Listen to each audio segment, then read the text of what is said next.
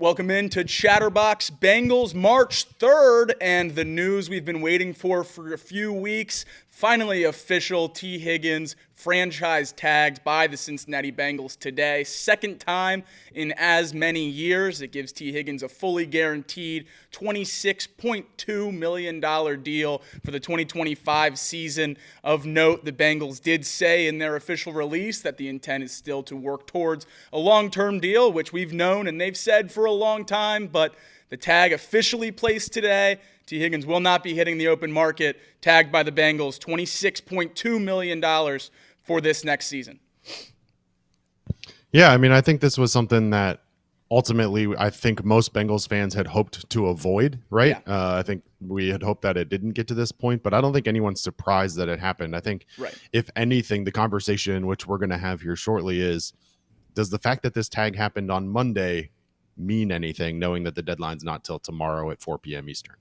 That would be the worry. Obviously, as you just said there, the deadline to place the franchise tag on a franchise player is tomorrow. And that was the thought, that the Bengals would place that tag on Tee Higgins at that deadline. If they were unable to reach an extension, thought they'd work up until the 11th hour to get that done. Obviously, not the case as he's tagged today. You said exactly what myself and then a lot of other Bengals reporters were thinking as well. If this tag is coming about 24 hours before we expected it to, it has to lead me to believe that the Bengals didn't think there was any chance they were going to get some kind of extension done with T between today and tomorrow, which leads me to believe that gap is a little bit bigger than we'd like it to be. Dianna Russini also reported that the gap between the Bengals and Jamar Chase is bigger than we expected it to be. So maybe this is a problem that is spreading throughout these stars that we're talking about, the Bengals trying to extend this offseason. But obviously this is the first domino to fall. They have emphasized throughout the offseason, that being the Bengals, that Jamar Chase is their top priority to extend this offseason, but it hasn't been a secret that they want to extend Tee Higgins as well. Duke Tobin, Joe Burrow emphasizing how important getting this deal done was. I thought it was important that the Bengals said that on the franchise tag message as well. I think if they just say we're tagging Tee Higgins, that's one thing. That's what every team does. But the fact that they put some extra weight on getting that extension done, keeping negotiations open, I think that gives me a little bit of optimism. I think the other thing that everyone's jumping on about this tag is, there's no way Tee Higgins would play on the tag. He would demand a trade. Well, I don't think there's any way he plays on the tag for the Bengals, and not necessarily because I think he's going to demand a trade or sit out or hold out or anything along those lines. I don't think the Bengals have any desire to play him this season on the tag. I think it's either a long-term extension, as they've said, is their priority and plan with Tee Higgins, or they're going to move him and get some kind of draft capital in a return for him. I do not think the Jesse Bates debacle is going to happen again, in which case they play Tee Higgins on the tag, let him walk for free the year after. I think Tee Higgins, this tag ensures that the Bengals get something for their star receiver, whether that's, multiple years of production in stripes or a couple draft picks. Tee Higgins won't be playing on the tag, but the Bengals will get something in return for him next year. Well, the question becomes, obviously the reports are that the Bengals aren't close. Obviously the Bengals say that they anticipate still trying to work out a long-term deal. I don't know what you want them to say, though, right? I mean, They're not going to come out and say, we're really far away, so we just went ahead and got this done, because then every team knows that they have the leverage if they do decide that they want to trade for Tee Higgins. If you're looking to move Tee Higgins with a trade, then ultimately people have to believe that you're close enough to getting this deal done without that trade, right? So I think the question becomes, all right, $26 million plus is the guaranteed number for this next year. What is the number that gets this deal done? Because a lot of people believe that number is somewhere between that franchise tag number of 26 million and around 30, right? So somewhere in that range. It's just a matter of what exactly is that number. Is Tee Higgins looking for that next contract to start with a 3, or is he willing to settle for somewhere in that 28 million range that some people think he's worth as well? A lot still to be figured out, but if you're willing to pay 26, regardless of what Dianna Russini is reporting, we can't be that far off, right? I mean, you're no more than $3.5 million apart. Exactly. I think at this point is really what it comes down to. The question becomes, and this is what I'm seeing in terms of rumors in other players as well, is not only is the yearly AAV part of the conversation, but how many years, right? Are they looking to keep T around for 3 more, for 5 more? What does that number look like? What does the guaranteed money look like? So it may not come down to, is he willing to take 28? Is he willing to take 30? But is he willing to take 28 over 5? Or is he willing to take 28 over 3. Those are two very different conversations for a player of his age. I think it would be interesting to know his philosophy, right? Because I don't remember off the top of my head, but he's still in his mid 20s. So if he takes a 5-year deal, it takes him into his 30s. And at that point, maybe he's considered quote unquote an older receiver, versus if he does go with a shorter term deal, maybe it gives him an opportunity to hit free agency before he officially turns 30. And maybe that's an incentive to him.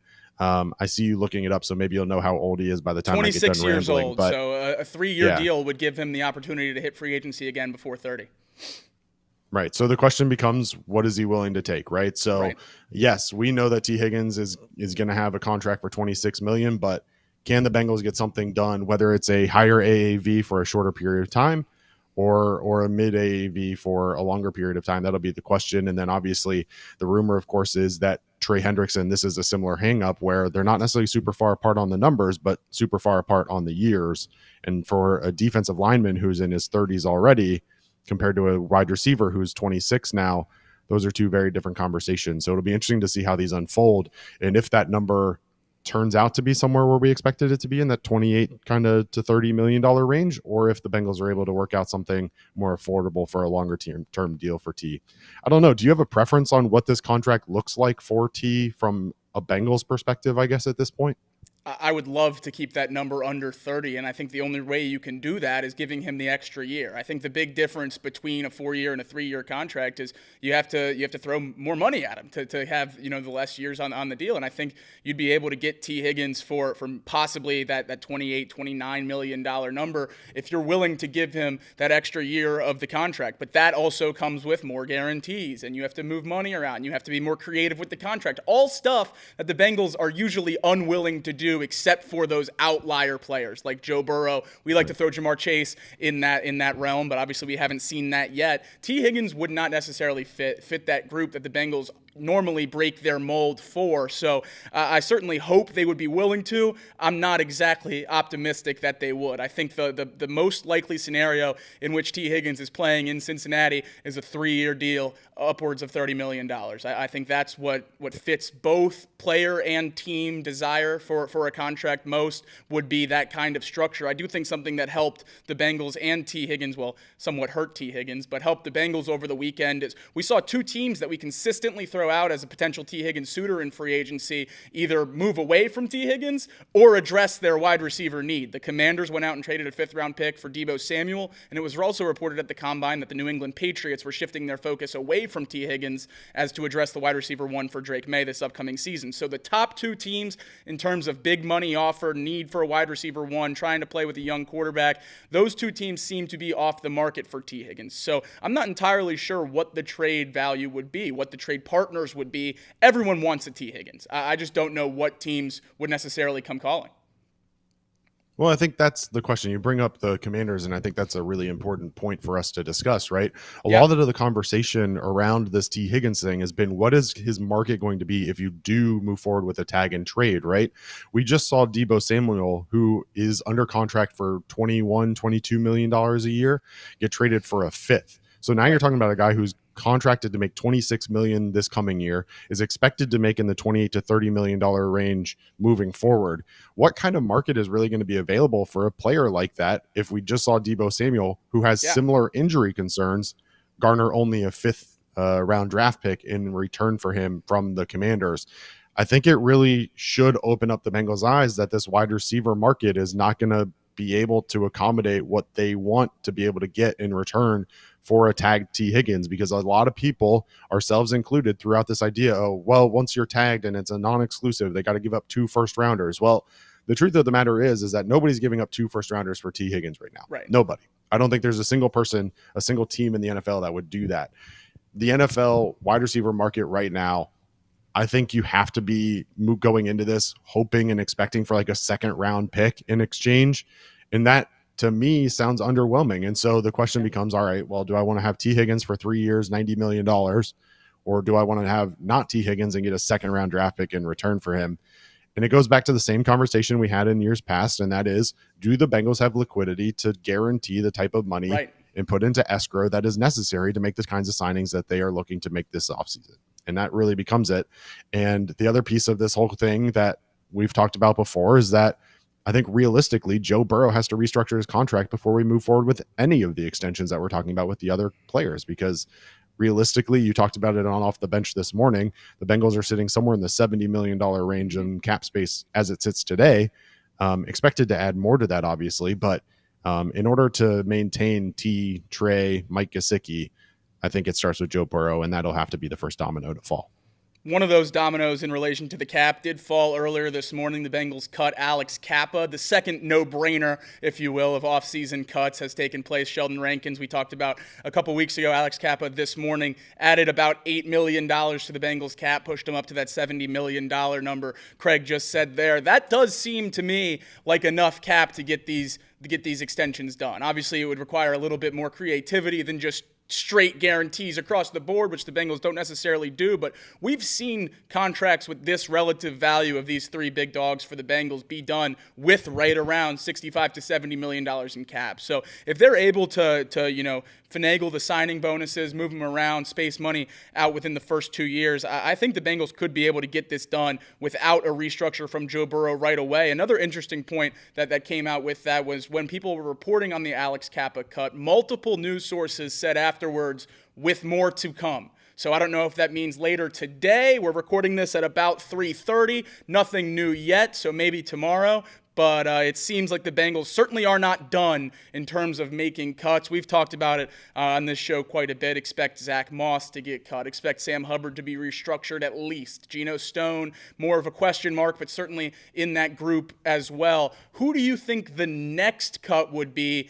And why did Alex Cappa happen today, of all days? No, it's a good question, and I mean it's a valid question, right? Look, at the end of the day, the fact that it didn't happen the same time that they cut Sheldon Rankins is the surprise to me. Like, why did it happen today? I don't know. There's probably some sort of contractual term that made it make sense for them to wait until March or whatever it may be. I'm not going to begin to understand the intricacies of an NFL contract and specifically Alex Cappa's. But I don't think anybody's surprised by the move. Maybe the fact of the matter of that it happened today versus 2 weeks ago versus in 3 weeks from now. Yeah. Kind of doesn't really matter, but it had to happen. I think the next domino is not necessarily a question of a cut. It may be a cut, but it may also be a restructure, and that's Sam Hubbard. Yeah. He's the next obvious one to me. I said it before and I'll say it again. He seems like the kind of guy that the Bengals are going to want to restructure rather than cut loose completely. Unless there's some sort of financial reason to do it one way versus the other. But Sam Hubbard's the next piece for me that needs to be taken care of. If he's willing to come back on a much smaller deal, then I'm willing to entertain that. But he's the next piece that's obvious to me. I saw on X today, I don't know if you saw it or not, but obviously Zach Moss is a candidate that many people are talking about, but due to his injury, there's some financial considerations in terms of what that looks like. So I don't necessarily think that he's the next one. I'm still up in the air on whether or not Geno Stone even gets cut. I wouldn't mind having him back and have him at a chance against under Al Golden. So I'm going to go Sam Hubbard. But I don't know 100% that it's going to be cut compared to restructure of some sort. The next thing that gets done, at least, is Sam Hubbard. We all know that something has to get done with Sam Hubbard, whether it's a cut or a restructure. There is a 0.0% chance, or I shouldn't say percent chance. There is no excuse as to why he's playing next year for the Bengals on his current number. They have to figure something out there if they want to keep him around. A restructure, fine by me as a depth piece, but has to get done. I do think it's interesting over the last couple weeks, the 2 points where my optimism over extending Tee Higgins and Trey Hendrickson and Jamar Chase, the 2 points where it swelled the highest, it was immediately kneecapped within the hour. Duke Tobin speaking at the Combine, talking about how confident he was in extending everyone, the necessity of Tee Higgins, Trey Hendrickson, Jamar Chase, the priority of making Jamar Chase the highest paid wide receiver in football, the highest paid non-quarterback in football. I was over the moon after that. After his press conference, I thought we were getting it all done. The Bungles are a thing of the past. And then Tee Higgins sends the cap emoji. And it goes back to hell. And then today, we cut Alex Cappa this morning, $10 million, $8 million to the cap. I said, That's weird timing with the tag deadline tomorrow. Maybe that money's getting used for a Tee Higgins extension. No, within a couple hours later, Tee Higgins officially tagged. Doesn't seem like they're very close on an extension. So every time the Bengals have built me up this offseason, they immediately tear me down. But none of that matters if we inevitably get this stuff done. There is a long, long time to go in this offseason. The last question I have for you, Craig, a lot of people pressing the panic button about a tag, freaking out about a tag, something we knew was going to happen. Negotiations are still open. I am far from freaking out about these extensions and letting these people walk. What is the deadline for you when we need some concrete advancements on these contract talks in order to feel better about this offseason? Because we haven't heard anything great yet. And if we don't get anything by, I would say, the end of April, then we're in a problem if we're sitting there on draft night and we haven't heard much. Well, draft night's in April, right? I mean, It's the April, NFL draft the last is weekend of April, the 27th. Okay. Yeah. I mean, that's your deadline, right? Right. I mean, ideally, That's my thought. much before then. Here's the thing, right? Is that you have to go into the draft with a plan. And the Yes. Bengals already have a plethora of needs across the board before any of these other pieces fall in, right? So you already know that there's needs in the trenches on both sides of the ball. You know that there's needs in the secondary on the defense. All of those exist as it is today. So if you are not able to extend Tee Higgins, if you're not able to extend Trey Hendrickson, and you are expecting to move on from him after next season, or maybe even trade him this season, the Bengals only have 6 picks. So from my perspective, like, I think realistically, day 2 of the NFL draft is your deadline, because anybody that's not signed at that point should be moved. And there's no reason for any of them to be moved after day 2, because all of them are worthy of day 2 picks or better. So from my perspective, I'm going to put day 2 on as my deadline. So that's Friday, April 25th. That's day 2 of the NFL draft. There's nobody on this team that shouldn't be extended or moved before that date. I think that's a fair point. So even then, when we are going to freak out, that's a month away. So they have time to figure all this stuff out. Don't press the panic button yet. I did find it interesting that the Bengals were maybe planning for that doomsday scenario this weekend in Indianapolis for the Combine, interviewing Matthew Golden, Emeka Ibuka, and both top tight ends, Colston Loveland and Tyler Warren, potentially maybe addressing the need for a pass catcher early in the draft, planning for life after Tee Higgins maybe. I don't know. A lot more to learn throughout the next couple weeks and as we advance throughout the offseason. The last date to keep in mind, from my perspective, is March 12th. So you're 9 days away from the league season starting. At 4 p.m. Eastern on March 12th is when teams can actually begin to sign new players.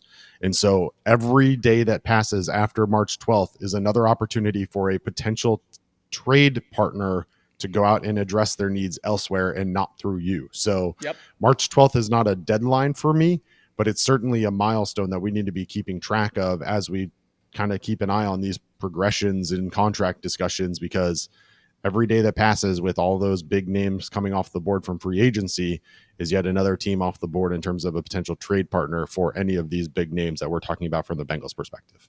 Absolutely. That's absolutely right. We talked about the big 2 that we thought early in the offseason, the Patriots and the Commanders already moving away from Tee Higgins. That list can continue to shrink as we move through the NFL offseason. The only other thing I wanted to point out today, because I've seen some people freaking out about it on Twitter, at least bringing it up on the Everything app, that is X.com, saying that the Bengals should have used their tag on Trey Hendrickson instead of Tee Higgins. Well, it's important to note that Trey Hendrickson is not a free agent. There is another year on Trey Hendrickson's contract. The tag would never be in play for Trey Hendrickson. Just thought that was important to note, as I saw a lot of people having a gripe with the Bengals on that front. But that does not mean Trey Hendrickson is not on the block. I do think that we saw some reports over the Combine as well that if the Bengals are unable to reach his asking price, it is unlikely that he will play the last year of his deal. They will move on from him. I think that is the correct move as well. I don't think squeezing one more year of production out of a 30-plus-year-old edge rusher is the right way to go. I think if you can lock him up for the long term, obviously would love to have Trey Hendrickson in Cincinnati.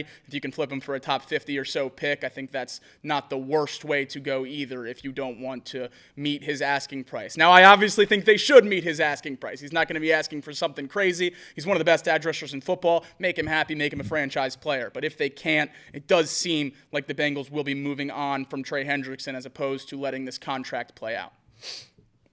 Yeah, I mean, he asked for a trade last offseason. Right. So I highly doubt that we're going to get to next season without some sort of a distraction.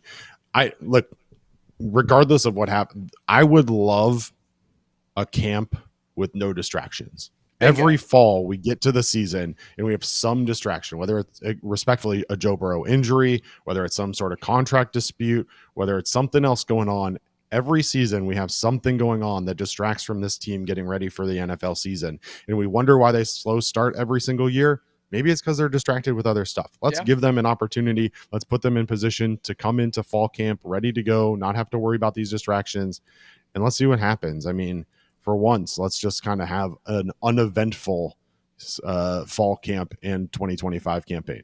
That's all we want, but doesn't look like we're going to get it as of now. Hopefully, they can iron everything out by the time real practice and camp rolls around, and we can focus on whoever our week 1 opponent is. But I almost promise you it won't be easier than the 2024 Patriots, and we know how that went. So hopefully a good camp can get this team on track and ready to roll for an exciting 2025 season. Tee Higgins franchise tagged earlier today. Still working on a long-term contract, are he and the Bengals. Any other news on that front or anything else Bengals related, you know where to find us. Jacob Tissett, Craig Sandlin, that's Chatterbox Bengals. Thanks, everyone, for watching.